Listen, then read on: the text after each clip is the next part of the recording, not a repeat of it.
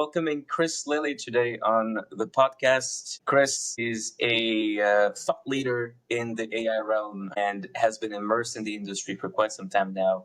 Without further ado, Chris, let us know, what is your mission? What exactly is it that you do? Who do you serve? The floor is yours. Great. Thank you, Yassine, for that introduction, and thanks for having me on the podcast. Great. So we started off for Elevate AI Coaching, which is the name of my company. We started off with this vision that we're entering a new world with AI. And this world is one not where AI is here to replace us, but AI is here to augment us. How do we make us better? Our vision around this is we need to upskill. We need to teach them how to use this intelligently, almost like a third hemisphere of our brain. Like it's suddenly been turned on, and many of us think, oh, it's going to take us over. It's like, wait a second, let's treat this more like orchestrated between the three different hemispheres. And that was really the broad vision. And that came out of a lot of experimentation with these LLMs, these large language models like ChatGPT and Claude, and so powerful if used correctly. Now, how that translated into an actual product, we said, look, there's small teams, there's businesses here that we can coach live. And it was a little bit counterintuitive because everything is so digitized these days. And AI itself, is one step further along the digital evolution. But we realized that the high touch, where we're able to train people on how to use this in real time, techniques, things to do, things to avoid, that there really wasn't much out in the market like that. We could step in and really help steer real time on how to use these large language models, this generative AI, optimally. That's honestly, yes. And I agree with the fact that AI is like a trend and it kind of hit the market at grand speeds, and people are kind of scrambling to get the grasp of it and how they can best leverage it into their businesses. There's multiple concerns that the industry seems to be having, such as, data privacy, ethics, the quality of the output. Will it replace us? Will it not? I fully agree with one statement you made there, which is that it's there to augment us, enhance an output that we usually would be limited, be it in terms of quality, be it in terms of turnaround time. And AI comes in and augments the capabilities of pre-existing teams with pre-existing skill sets.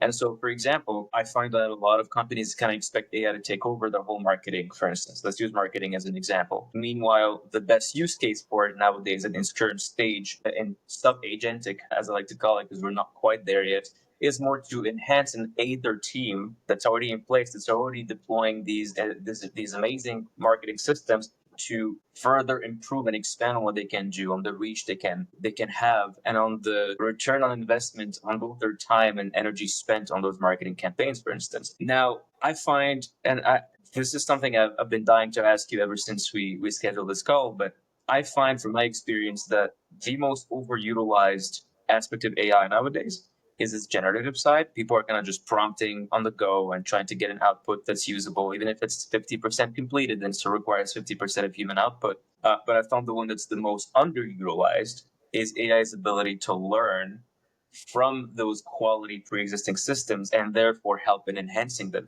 Would you say that that's something that you've been faced with in the past? Yes, I think there's two sides to that question. The first one is, yes, people are treating it, and we like to use this analogy of a content vending machine or generative. Yeah. They want to push the button and you hear the rattle clankety clank sound, and out comes the 50% there kind of cheap product, and they don't really evaluate it. So we want to make sure that, look, we need to focus on the output. We need to make sure that you're able to not just evaluate it, but really work in conjunction or in tandem with AI. And a lot of that is predicated based on idea that we are thought partners with AI. It is here to help us. We're here to have a back and forth and exchange. It's not one button, it's not one prompt in and then one button pushed, one output, and we hit the road. That's the danger. So I think when you're asking more systemically speaking, like how have we seen it plug into systems? I think that's where we're entering more the agentic side of things. Is that where you were going with that? Yeah. The premature agentic, I would say, because I don't think it's quite there yet, be it in terms of, we're talking fully autonomous agentic. There are definitely agentic tools that can take over one or multiple aspects of an executive task, for example. But in terms of those that are able to complete the full task with 100% credibility and 100% ethics and 100% quality of the work output and up to standards with organizations or the industry, I believe that that's where the current bottleneck is in AI overall, which is you may resort to such systems. They may be useful, but they still require that last 10, 15%, the kind of last mile delivery towards an output that is up to speed and up to par with industry standard. That is correct. I think where we are, well, first off, it's really easy to get excited. It's super Yeah. optimistic about what all the agents can do because they can do all these things. But we have to realize, yes, there must be a human in the loop vetting the content, vetting the outputs. What's interesting though is we are at this point where the work rules themselves are changing because that 15%, 10%, 20%, whatever it is exactly, how we interact with that agentic system, that in of itself is a new skill set that we humans need to have. And so we're seeing that a lot. People are coming to us, clients talking about, hey, we have this agentic flow. Help us teach others to use it. Help us to have those people adopt these agentic flows as well. But then there's a third piece. There's help them think with it. So now it becomes part of their workflow. And that's the hardest because it's not just like, hey, get excited about it here, press a few buttons, use this, but how does that integrate into what you're currently doing in a way that's seamless? And then that at the end of the day, you're making sure that it's your eyes or whoever eyes it makes sense to be on that final product. And that's what we're really still feeling out, I think, at this point. Yeah, and I think we still have a few months, I would say months, not years, of going over these ironing out those last kinks, right, in the AI use cases so that we get to a point where we reduce that 10, 15% to maybe 10, 5, 2%, just really last mile. I do think that for the most part, especially when it comes to executive decisions, think C-suite level execution, strategic thinking and all that, not entry level work such as executing on those strategies, those can already be outsourced for the most part to AI. But the higher you go up that ladder in an organization, the more crucial those decisions and actions are. And the less AI is ready to take all of them on without the right guidance. And that's what struck me with your platform at first, is that you have a very much of a hybrid between a coaching and AI presentation of how these LLMs and these sub-agentic tools can be used, where the tool is good, but it's better in conjunction with the right processes and the right SOPs to maximize the output they can have and reduce the bottlenecks it creates, because it can create multiple barriers, be it in data privacy, be it in ethics. Those are pretty hot topics in the AI realm because of just how capable it is. And what struck me is that, like you said, you have this partnership mindset where you're not there to create tools from scratch. You're not there to program something from scratch, but you're there to show people that even the tools that are available nowadays on the market are more than enough to complete the task that they're after, provided they follow a clear structure of use and they standardize the use of those tools. But I think there's something interesting there too that you mentioned that I want to kind of get at was this idea that at the bottom, in terms of entry level positions, we're seeing that AI can do a lot of this. But who is at the entry level position, and then who tends to be higher up, especially at more established, less tech adjacent companies, tend to be those who are not as fluent with technology. And I was recently at an AI conference where they were talking about this, and so there's this inverse that the people who usually have the most knowledge, the ones who suddenly are struggling the most to figure out how to use this, and the entry position folks obviously are younger and are far more fluent at this technology. Yeah, that is very correct. And I noticed similar trends before I went all in on my own company. In the previous full-time jobs I had, worked for nonprofits, B2B SaaS, for ed tech companies, for marketing agencies. And so I've kind of seen different facets of the same coin. The issue is that literacy, right? Where the tools are available and then people barely scratch the surface of what they're capable of, or full on use them the wrong way and create more problems than they create solutions, which is obviously not a good ROI on the investment of the tools to begin with. Would you say that trend, that lack of literacy, has gotten worse with the expansion of more and more tools being available? Or has it gotten better, as in people have a better overall understanding of how AI operates and how to leverage it? I believe there's a drift towards an improved AI literacy as well as an improvement in the large language models themselves. They're getting better understanding us and even following up with additional questions because we didn't provide that upfront context that we should provide in the first couple of prompts. And so you do see a drift towards AI literacy, but what I don't see is necessarily a coordination amongst teams that everyone is using it in a special best practices kind of way. You have people using it in divergent ways, and some still don't have the AI literacy. Some are still treating it like that content vending machine, and they're just pressing the button. They are letting Chat GPT, and I'm gonna single out Chat GPT because it does it a lot. This idea of sycophancy or affirming everything you say or ask with, "Oh, what a great question." People let their guards down, and we are not really checking that output. And so one may think, of course, I'm fluent. I've had this long conversation with Chatty here, and it's told me all these great things I've done here in the output. So here it is. And that kind of false confidence, because you think you're working the correct way with AI, can be actually worse than someone not using AI at all. And so we see the movement towards AI literacy, but that AI literacy can sometimes be hurting the team. So it's kind of like a double-edged sword where uh, it could do a lot of good and also a lot of bad if mishandled. I agree. I think I like the notion of ecosystem. That's the word you're going to hear a lot from me because that's how I refer to the ecosystem of tools. And ultimately, I think that's something that's underused nowadays is people want all the solutions from a single tool. Of course, from an ROI standpoint, from an expense standpoint, it needs to make sense for the whole organization. I.e., if someone spends money on the pro plan of ChatGPT, they kind of want it to do it all. They want it to be the content vending machine. They want it to be a sales call analyzer. They want it to be a transcriber. They want it to be an image generator. They want it to do all of it. I'm not saying it can't. It definitely can. But I find from my experience that those tools work better intertwined with each other, as in they're responsible for different parts of the output, which is the result of their combined outputs, right? This is the final result you get. And an example of that would be, for example, instead of trying to do it all on ChatGPT, what I found works better is to do the scripting on Claude, for example, because it has a better tone, a better tonality, and usually, in my experience, a much better output. And then using tools like HeyGen, instead of trying to generate the video directly on Claude or on ChatGPT, use a tool that is dedicated to this one output, which is the text to video. And it does a great job at it because it specializes into this one output, whereas ChatGPT and most LLMs um, are broad. They're there as they can operate on so many different levels. But it's the same analogy as if this cup right here was full and then I try to give 5% of this cup to as many tasks as possible, well, then the quality of the work will reflect the 5%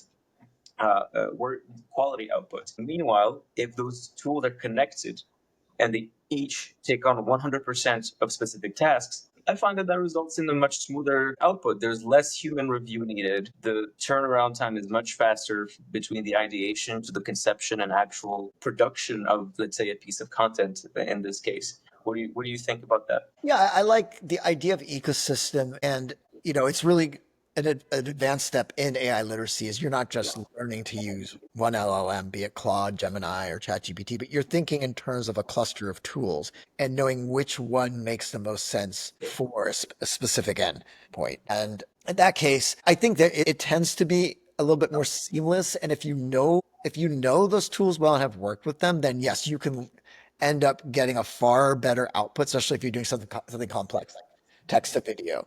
Are you going to use ChatGPT to do that? Sure, you can, but is that the best tool? And the answer is, well, yeah, no. Usually not. You have to play around it. And sometimes it's interesting. Something that I've done is I've had the LLMs work in kind of conjunction here. So I put an output from Claude, I put it back into ChatGPT and say, refine this or give me a prompt that will help create a better image in ChatGPT. And then Claude comes up with that prompt and I put that back into ChatGPT. That's just working at that level between the other LLMs with the text. But yeah, lots of creative things you can do by mingling tools and by mingling LLMs that I honestly don't hear that many people doing, and I'm surprised because I think it can really up what it gives you at the end. Yeah. And I think that's a reflection of what we were chatting about earlier, right? Like, as much as people are getting more literate when it comes to AI, there's still a fear aspect, but there's a big fear factor of usually linked to ethics. AI has a tendency of hallucinating sometimes, and it's just part of the deal. It's going to come up with stuff that are not on the demanded of it, or that are not in the reference document, for example. If you're asking it to transcribe to analyze a transcript, it might just come up with a random point, and that's where the human eye needs. But how would you say that this increase in literacy and the negative aspects that come with it, such as increased fear because of increased awareness of what those tools can do, right? It's like sometimes being too aware can lead to, well, now I'm aware of also the bad sides of every tool. So that's great. How would you say that has impacted your organization and your business growth to date? So for my organization itself, like how has that Yeah. impacted it? I would say we are I don't want to say skeptics and doubters because that wouldn't make sense. We're currently teaching people how to use these tools. So we're excited at them at a very high level, but we're always vigilant.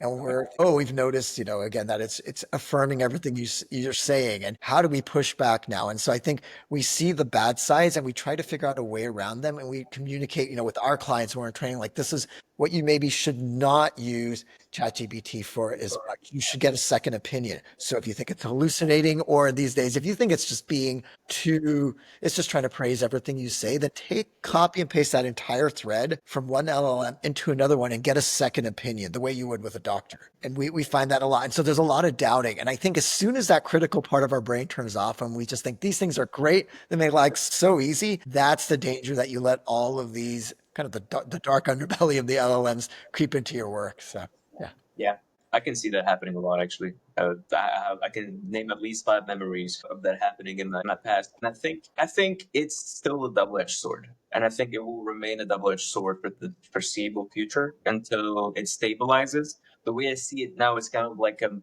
ensemble of molecules that are volatile, kind of moving and ever evolving, and new laws coming out to protect end users and to protect organizations that use them, and so on and so on.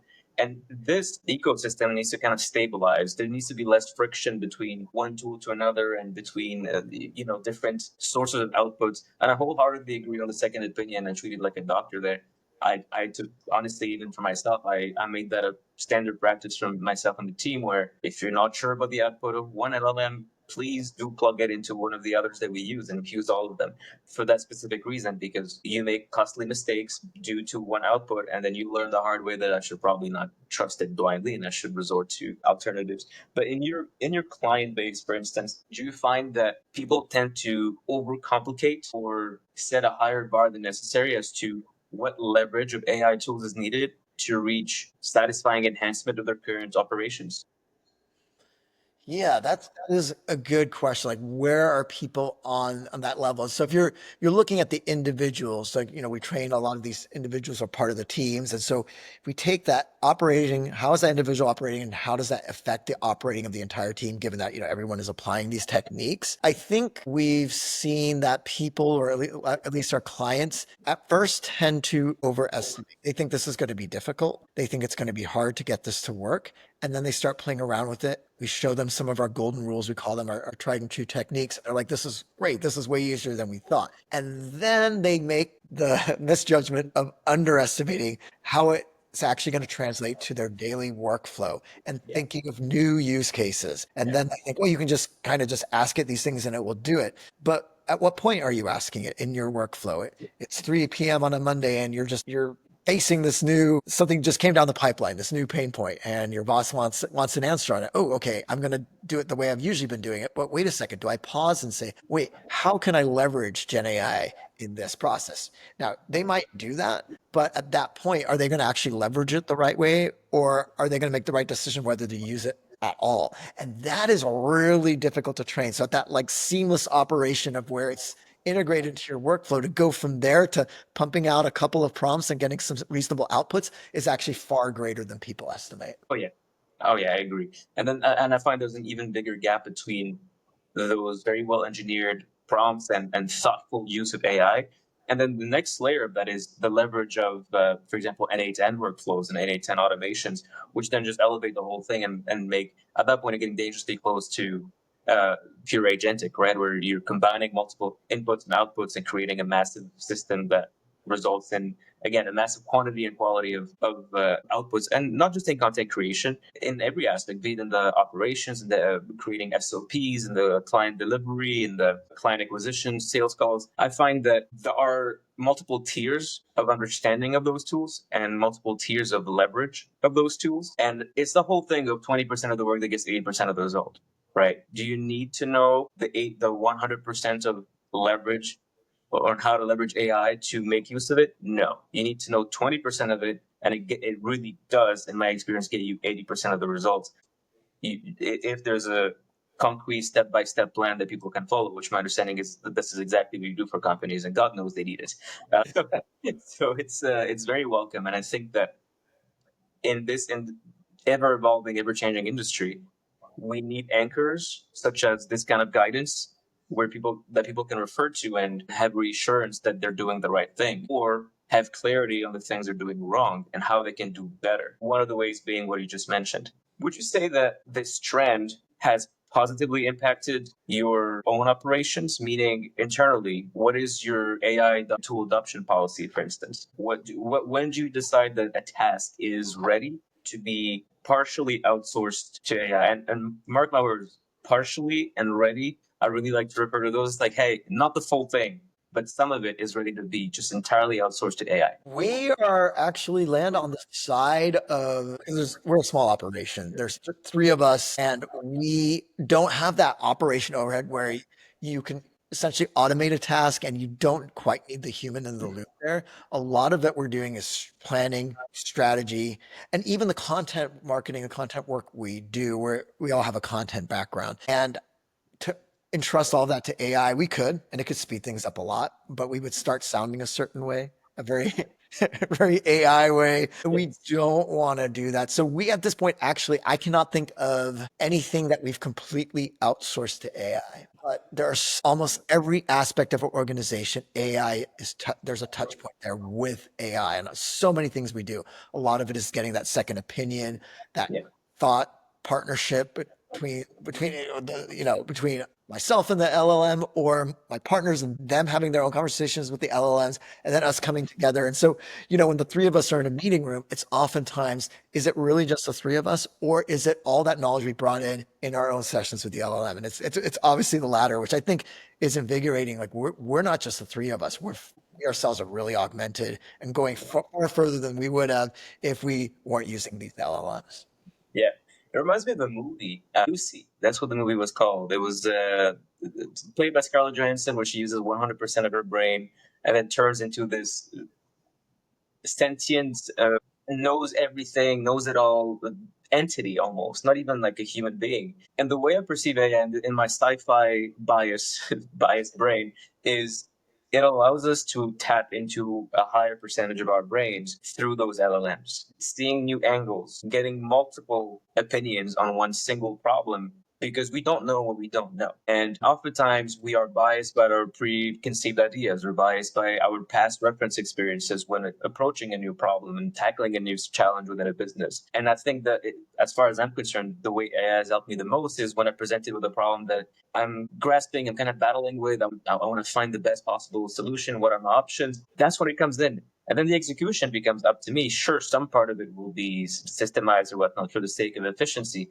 but ultimately, I still make the executive decision to go move forward one way or another. And it's kind of duplicating my brain. And now, yes, like you said, you're a team of three, but effectively it probably feels like you're a team of 30 just because of that everyone having 1, 2, 3, 4, 5, all the way up to 10 different brains available and in conjunction to reach a specific goal. I find that pretty cool. Again, you grew up big into sci-fi, so this AI thing is like I see a lot of the positive into it. I do not think it's here to take anybody's job yet. As a matter of fact, I think that the AI literacy is almost that's a gateway to more jobs and better jobs and more efficiency and happier businesses and happier business owners and happier employees because they don't feel like the workload is entirely on them and they can still make a great living and leverage those things in their executive life or even like entry level employee life. Wish 9 years ago when I got into my first marketing job, I wish ChatGPT was the thing. I so wish it was the thing. There's so many things that I had to do manually that I wouldn't even have to consider nowadays. Yeah. Which is beautiful. Yeah, so great. Everything you said, love it, love it. There's so much to unpack there. I'll start with one thing that really jumped out at me because I don't want to call it the secret sauce of our trainings, but it's something that we bring to clients and it makes them so excited. It gets wows every time. And that is the ability not just for AI to be your thought partner and help you strategize, but for it to be able to uncover your own biases, those Yeah. unknowns. You weren't even aware of this. Wow, your whole thinking is off. And it's not like you just ask it, what am I missing? Because that has no context. But these days ChatGPT's memory's been built up, and oftentimes we create these long threads. I don't know if you've ever noticed, but when you start scrolling through some of these threads, it takes forever to get back. And that's great because all of that is context for Yeah. ChatGPT for Yeah. questions like now that we've had this wonderful conversation here and thought partnership, what am I missing? Is there something I'm overlooking? Or is there a bias in my thinking? Any cognitive fallacies that you can see? And this is something that you'd have to pay an expert, a really patient expert to figure out all these things are going on. And it's helping in real time solve these problems. And so that you bring that is really, yes, inherent, essential part of our training. Yeah, it shows the dead angles, right? The parts that people don't suspect could be culprits in something bad or good happening in their organization. What would you say are the most frustrating aspects of the use of AI to your sense? Outside of hallucinations, because you already covered that aspect, but what would you say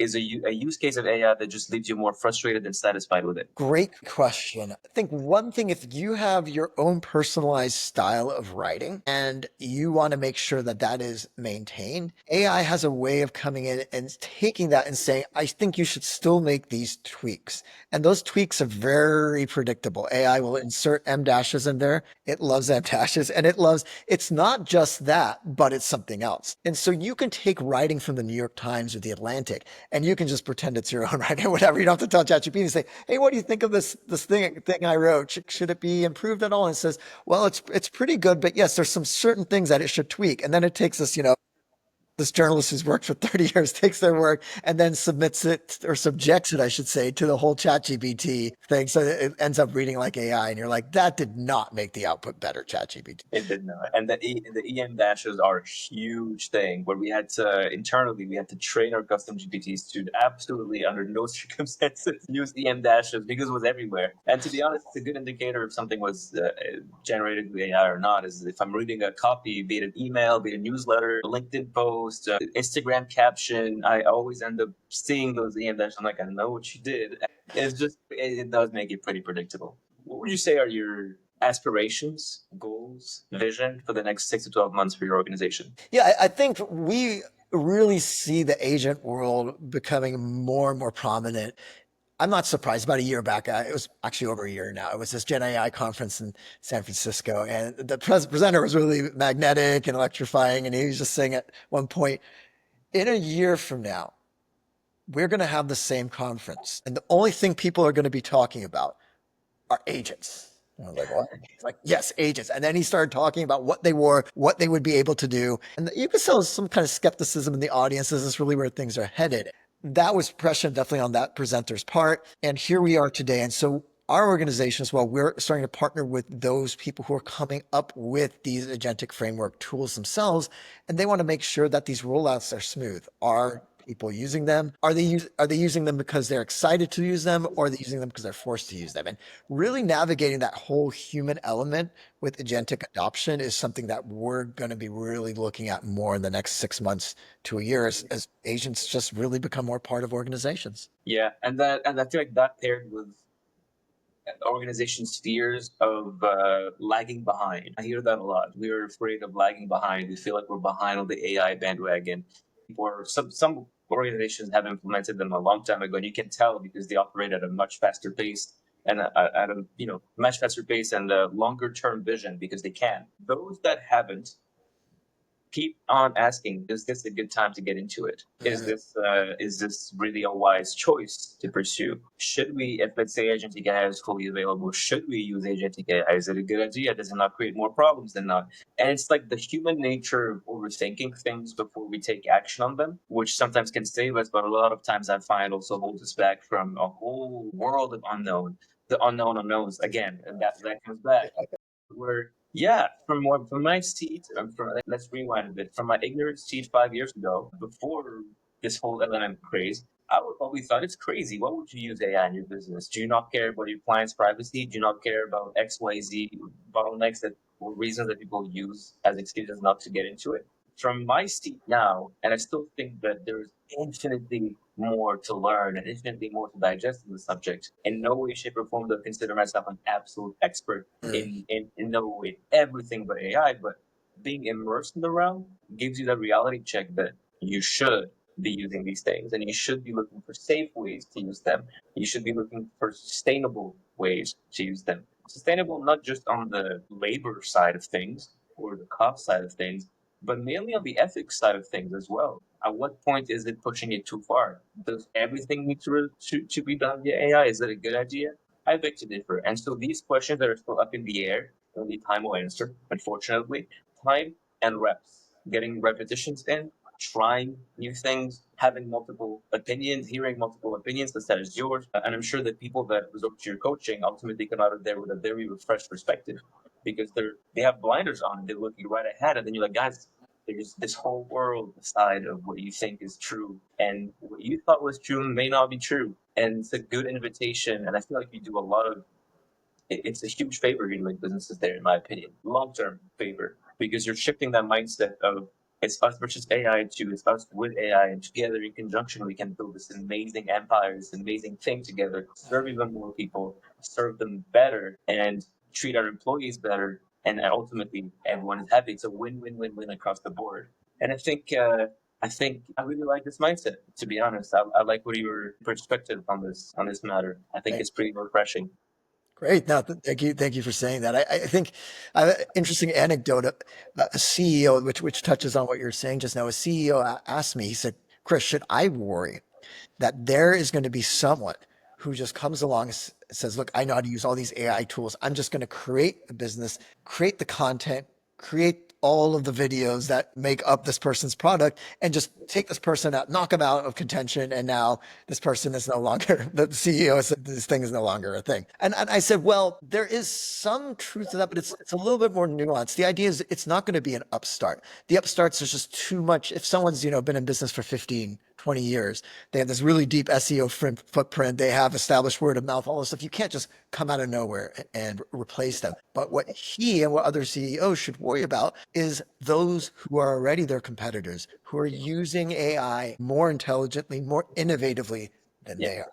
I wholeheartedly agree. That's the whole enhancement part, right? And one analogy I like is, let's say you build a $10 million a year business. If you were to hand the keys to that business to someone who's never created a $10 million business, chances are that's coming down crashing very fast, very soon, inevitably. It's the same thing in the example you gave, where that person was afraid that someone would master all these AI tools and then knock them out of the market and take their market share and just basically outcompete them and take over. Sure, but I really like the point of, well, that person has years of experience, years of networking, years of failing, years of messing up and shitting the bed and then getting back up from it. And if that person decides to use AI, it's gonna take their market share right back. It is absolutely not going to be a permanent knockout. And I put that right up on the same level as people being afraid of losing their job to AI. Or yeah, but now they need engineers, prompt engineers to create and train those LLMs. That was a job that didn't exist 3 years ago. Right. Now it exists. Now it's one of the highest paid jobs in the market. Prompt engineer companies are running after those. And I think that it's better to choose to have a positive outlook on things and find ways to leverage it to our best capacity. One question that I like to ask every guest is, if you could solve one challenge that would have the greatest impact, not only on your life, but also on your company, and if you could solve it today, what would that challenge be? That is a big question. Layers. I don't want to make it too broad because and the whole sky's the limit. You definitely get lost in there. But I think focusing on the AI thing, my vision, like what problem can I solve? It's the idea of not knowing how to navigate our AI inflected world, wherever you're coming from. And I think this is especially for non-technical folks who we train is this is not coding. This is not some program or software that's running. This is brain enhancement for the kind of work that you were doing. And my hope is that people have this mind shift and they're able to take it as an opportunity to really almost outpace others who are slower to adopt this. But going again back to my vision is that we all move into this new world with both open minds, but both skeptical minds, knowing that the best world is not one that AI takes over. It's not one where we shut AI out. It's the one where that we work, collaborate best with AI, accepting its weaknesses, but letting it also tell us our unknown unknowns and biases. And that's the future where I think we will reach the best place. I respect that. That's a very good point, actually. And I think that that's the whole positive outlook, right? Where it's just awareness of the current situation, the current stage of AI, awareness of what's to come, awareness of its pros and awareness of its cons,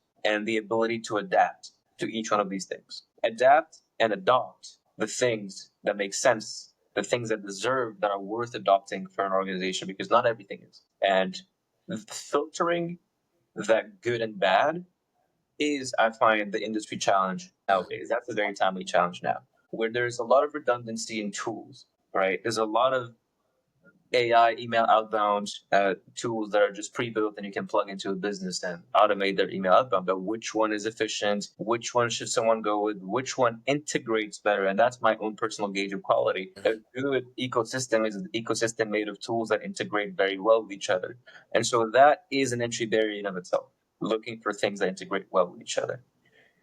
Awesome. Well, I so appreciate your presence on this podcast. I learned a lot from you. I love your perspective on this thought partnership with AI, and I love that you basically found a way to humanize AI in the ocean of people screaming robot. It's a very refreshing, a big bowl of fresh air, to be quite honest with you. Thank you so much, Chris. Thanks for that, saying that, Yassine. And thanks for, of course, having me on the podcast. I've really enjoyed this as well, and it's been a great conversation. Awesome.